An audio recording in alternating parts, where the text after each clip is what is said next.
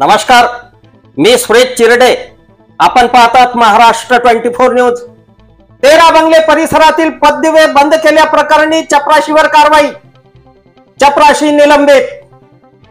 नगर परिषद दिग्रसने 13 बंगले परिसरातील नागरिकांच्या मालकीची जागा बळकावल्याने तेथील नागरिकांनी प्रकरण न्यायप्रविष्ट केल्याने वचपा म्हणून नगर परिषद प्रशासनाने 13 बंगले परिसरातील संपूर्ण पददिवे व हायमास्ट लाईट बंद केल्याने परिसरातील नागरिकांनी लोकसभा निवडणुकीवर बहिष्कार टाकला होता. नागरिकांनी बहिष्कार मागे घ्यावा म्हणून प्रशासनातील बड्या अधिकाऱ्यांनी 13 बंगले परिसरातील नागरिकांची भेट घेऊन चर्चा करून समजूत काढण्याचा प्रयत्न केला व काही पददिवे सुद्धा सुरू केले. पददिवे कुणी बंद केले, कोणी 13 बंगले परिसरातील नागरिकांना धमक्या दिल्या. 13 बंगले परिसरातील नागरिकांनी पददिवे चालू करण्याची 15 दिवस आधी विनंती केली. त्याला केराची टोपली कुणी दाखवली.